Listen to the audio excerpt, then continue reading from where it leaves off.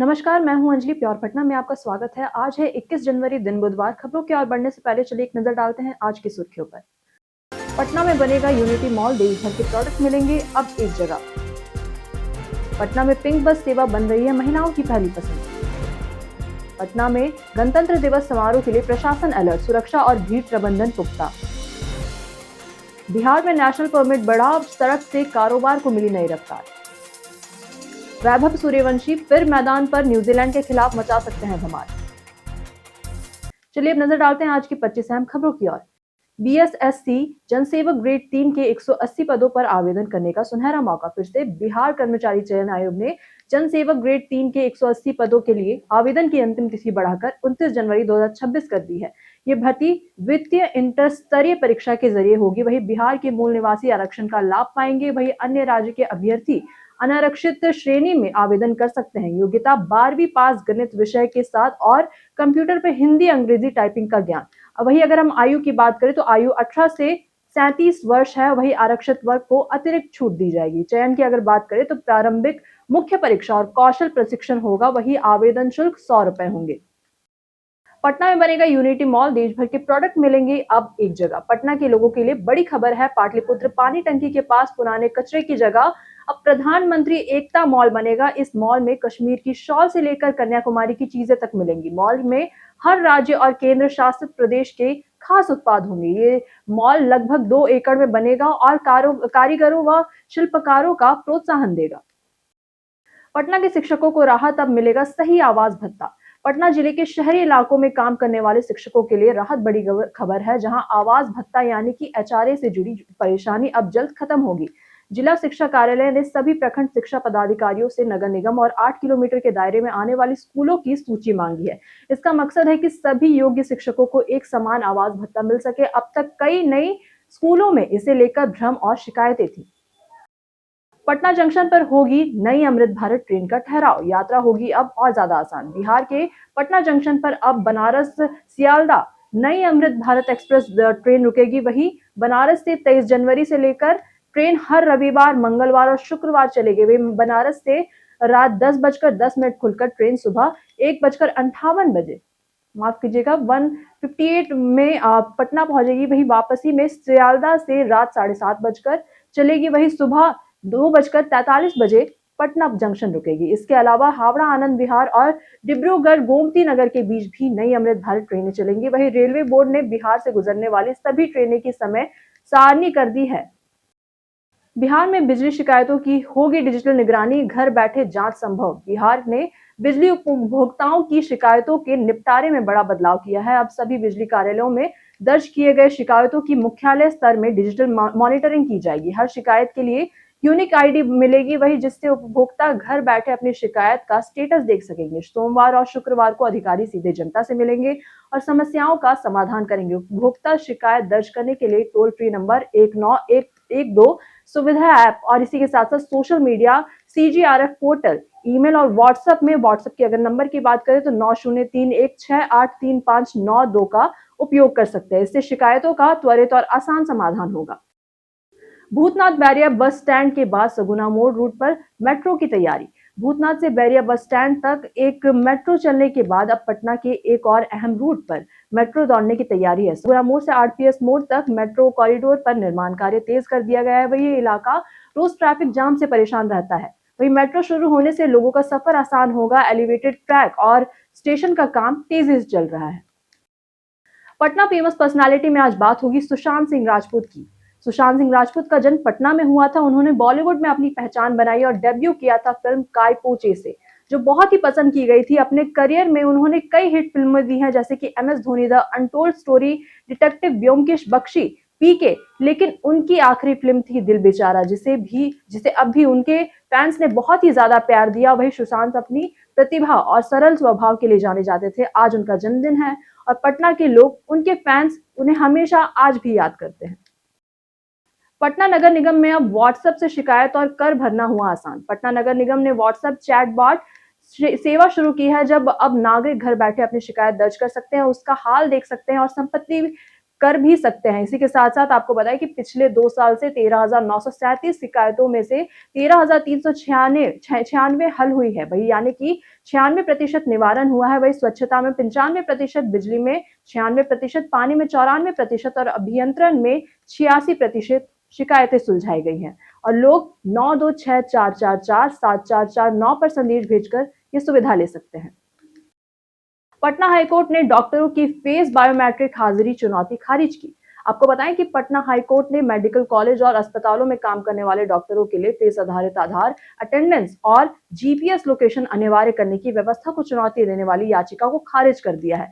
न्यायमूर्ति विवेक चौधरी ने कहा कि इससे निजता का उल्लंघन नहीं होता है और ये अच्छी शासन व्यवस्था के लिए जरूरी है। वही डॉक्टरों ने 16 अप्रैल 2025 को एनएमसी द्वारा जारी इस निर्देश को चुनौती दी थी। जाने कैसा होगा पटना के मौसम का मिजाज। पटना में आने वाले दिनों में मौसम ठंडा नहीं बल्कि हल्की गर्माहट भरा रहेगा। न्यूनतम तापमान करीब 15 डिग्री और अधिकतम तापमान 28 से 29 डिग्री तक पहुंच सकता है। वही सुबह हल्का कोहरा रह सकता है, लेकिन जैसे ही सूरज निकलेगा आसमान साफ हो जाएगा। दिन में धूप तेज रहने के साथ साथ हल्की गर्मी महसूस हो सकती है। वही पश्चिमी हवा 10 से 14 किलोमीटर प्रति घंटे की रफ्तार से चलेगी। हवा शुष्क होने से त्वचा और आंखों में जलन हो सकती है। पटना में पिंक बस सेवा बन रही है महिलाओं की पहली पसंद। पटना में महिलाओं के लिए पिंक बस सेवा तेजी से लोकप्रिय हो रही है। पिछले 8 महीनों में 21,000 से ज्यादा महिला यात्री यहां पिंक बस से सफर कर चुकी है। वही गांधी मैदान से नेहरू पथ तक ये बस खासतौर पर पसंद की जा रही है। शहर के अलावा पिंक बस अब इसी के साथ साथ फतुहा और मनेर जैसे अनुमंडलों तक भी जा रही है। पिंक बस सुरक्षित सफर के साथ साथ महिलाओं का आत्मविश्वास बढ़ा रही है। गणतंत्र दिवस पर महिला चालक बस चलाती यहां पर दिखेंगी। समृद्धि यात्रा में आज नीतीश कुमार सारण में लेंगे विकास का जायजा। आज मुख्यमंत्री नीतीश कुमार समृद्धि यात्रा के तहत सारण में जनता से मिलेंगे और स्थानीय विकास योजनाओं की प्रगति देखेंगे। शिक्षा, स्वास्थ्य, कृषि और ग्रामीण विकास से जुड़ी योजनाओं पर विशेष ध्यान रहेगा। वही बीते दिनों मुख्यमंत्री नीतीश कुमार गोपालगंज पहुंचे थे। उन्होंने बतरदे बांध का निरीक्षण किया। वही 24 विभागों के स्टॉल देखे और बरौली प्रखंड में 15 विकास स्टॉल और निर्माणाधीन प्रखंड भवन का जायजा लिया और करोड़ों रुपए की नई योजनाओं का भी उद्घाटन किया। पटना में गणतंत्र दिवस समारोह के लिए प्रशासन अलर्ट, सुरक्षा और भीड़ प्रबंधन पुख्ता। पटना के गांधी मैदान में 77वां गणतंत्र दिवस भव्य और सुरक्षित मनाने के लिए प्रशासन पूरी तरह सक्रिय है। डीएम डॉक्टर त्यागराजन ने तैयारी का जायजा लिया। वहीं आम जनता के लिए प्रवेश गेट 5 और 6 और 7 होंगे। मीडिया के लिए 9 होंगे। वही 128 सीसीटीवी कैमरे और 18 वॉच टावर सुरक्षा में मदद करेंगे। वही मैदान को 4 जोन और कई सब सेक्टर में बांटा गया है। रोशनी के लिए 136 एलईडी और इसी के साथ साथ 229 पोल और 15 हाई मास्ट लाइटें लगाई गई हैं। वही झंडा तोलन के लिए आपको बताएं कि महादलित टोलों में बुजुर्गों के नेतृत्व में होगा। पटना के पर्यटक स्थल में आज बात होगी श्री गुरुद्वारा हांडी साहिब की। आपको बताएं कि पटना के नजदीक दानापुर में स्थित गुरुद्वारा हांडी साहिब सिख धर्म का एक महत्वपूर्ण और पवित्र स्थल है। ये गुरुद्वारा सिखों के 9वें गुरु श्री गुरु तेग बहादुर जी से जुड़ा हुआ है। वही ये सिख इतिहास और गुरुबानी की अद्भुत धरोहर संरक्षित है। आपको बताएं कि हर साल देश विदेश से श्रद्धालु यहाँ दर्शन और सेवा करने आते हैं। वही गुरुद्वारा हांडी साहिब में गुरु की शिक्षाओं का संदेश मिलता है और लोगों को आध्यात्मिक शांति का अनुभव होता है। जहानाबाद नीट छात्रा केस, एसआईटी को मिला बड़ा सुराग, जांच जारी। जहानाबाद की नीट छात्रा की मौत मामले में एसआईटी को बड़ा सुराग मिला है। छात्रा की पर्सनल डायरी हाथ लगी है, जिसमें उसने अपनी जिंदगी, मेंटल स्ट्रेस और पारिवारिक रिश्तों के बारे में लिखा है। आखिरी कॉल उसने रात 9 बजे अपनी मां को की थी। वही फोन इसके बाद स्लीप मोड में चला गया। एसआईटी छात्रा के चैट और कॉल पैटर्न भी जांच कर रही है। वही दिल्ली एम्स की मेडिकल और डीएनए रिपोर्ट का इंतजार है। बिहार में सिंदूर खेती में नया रास्ता, किसानों को मिलेगा फायदा। बिहार कृषि विश्वविद्यालय यानी कि बीएयू सबौर के वैज्ञानिकों ने सिंदूर की खेती में बड़ा शोध किया है। वही अब हाई जर्मिनेशन और बीज के साथ कम अंकुरन की समस्या कम हो गई है। पहले ये खेती किसानों के लिए मुश्किल थी, लेकिन नई तकनीक से ये लाभकारी व्यवसाय बन जाएगा। वही विश्वविद्यालय ने तैयार पौधे किसानों में वितरित करने की योजना बनाई है। वे वैज्ञानिक खेती के लिए दौरान मार्गदर्शन भी यहाँ पर देंगे। बिहार में नेशनल परमिट बढ़ा, सड़क से कारोबार को नई रफ्तार। आपको बताएं कि बिहार में सड़क आधारित लॉजिस्टिक्स में तेजी आई है। वही 1 अप्रैल 2025 से 15 जनवरी 2026 के बीच राज्य में 31,750 नेशनल परमिट जारी किए गए हैं। वही जिससे माल ढुलाई और अंतर्राज्यीय आवागमन यानी कि आसान हुआ है।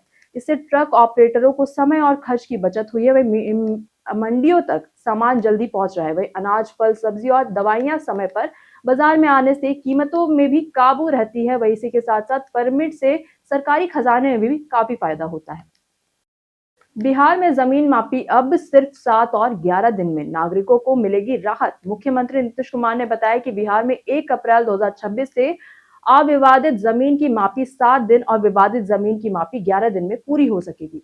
वही इसके लिए आवेदक को मापी शुल्क जमा करना अनिवार्य होगा। लंबित मामलों में निपटारा 31 जनवरी तक विशेष अभियान से होगा। वही अमीन अमीन द्वारा मापी का यहाँ पर प्रतिवेदन पोर्टल पर अपलोड करना बेहद जरूरी होगा। वही सरकार ने कर्मचारियों और संसाधनों की पूरी व्यवस्था की है। बिहार में अपराधियों के लिए अब मुश्किल 6 नए फॉरेंसिक लैब होंगे तैयार। आपको बताएं कि बिहार पुलिस अब और ज्यादा हाईटेक बन रही है। मुख्यमंत्री नीतीश कुमार के आदेश पर गयाजी, बेतिया और छपरा, मुंगेर, पूर्णिया और सहरसा में 6 नई फॉरेंसिक साइंस लैब बनाई जाएगी। इससे अपराधियों की पहचान और गिरफ्तारी तेज होगी। वही मार्च से साइबर अपराधों की जांच भी तेज हो जाएगी। वही पटना, मुजफ्फरपुर, भागलपुर और राजगीर में पहले से 4 लैब कार्यरत थे। वही इसी के साथ साथ डीएनए यूनिट बढ़ाई जाएगी और आधुनिक उपकरण लगाए जाएंगे। वही चलन फॉरेंसिक वाहन भी बढ़ाए जाएंगे। बिहार पंचायत चुनाव में नई तकनीक के इस्तेमाल से फर्जी वोटरों की होगी पहचान। बिहार में इस साल पंचायत चुनाव की तैयारियां तेज हो गई है। वही पंचायती राज मंत्री दीपक प्रकाश ने बताया कि इस बार चुनाव में फर्जी वोटिंग रोकने के लिए नई तकनीक का इस्तेमाल होगा। वही फेशियल रिकॉग्नाइजेशन से एक ही व्यक्ति को 2 बार वोट नहीं डाल सकेगा। वही 6 पदों के लिए एक ही दिन मतदान होगा और अलग अलग रंग की ईवीएम से वोटिंग होगी। वही मतगणना के दौरान भी तकनीक और कैमरों से पूरी प्रक्रिया तेज की जाएगी। नितिन नवीन बने भाजपा के नए राष्ट्रीय अध्यक्ष। पटना में जश्न का माहौल। आपको बताएं कि भाजपा के नए राष्ट्रीय अध्यक्ष बने नितिन नवीन। उन्हें निर्विरोध चुना गया है और वही अब उनकी सुरक्षा जेड श्रेणी में की जाएगी। वही केंद्रीय रिजर्व पुलिस बल यानी कि सीआरपीएफ के कमांडो उनकी सुरक्षा संभालेंगे। वही अध्यक्ष बनने से पहले नितिन नवीन ने दिल्ली के प्रमुख धार्मिक स्थलों का दर्शन किया था। वही मुख्यमंत्री के साथ साथ यहाँ पर माफ कीजिएगा प्रधानमंत्री नरेंद्र मोदी ने उन्हें माला पहनाकर बधाई दी। वही 45 वर्षीय नितिन नवीन अब तक के सबसे युवा अध्यक्ष बन गए हैं। वही पटना में भाजपा कार्यकर्ताओं ने ढेर ज्यादा ढोल नगाड़े बजाए और मिठाइयां बांटी। तेजस्वी यादव की नई रणनीति, आरजेडी करेगी संगठन में बड़ा बदलाव। बिहार विधानसभा चुनाव के बाद आरजेडी संगठन में बड़ा बदलाव करने जा रही है। नेता प्रतिपक्ष तेजस्वी यादव ने ऑपरेशन क्लीन शुरू कर दिया है। वही इस योजना में निष्क्रिय और बागी नेताओं को हटाकर पार्टी में नई ताकत लाई जाएगी। वही पंचायत से लेकर प्रदेश स्तर तक सभी कमेटियां भंग की जा रही हैं। वही 25 जनवरी की बैठक में नए प्रदेश अध्यक्ष का ऐलान हो सकता है।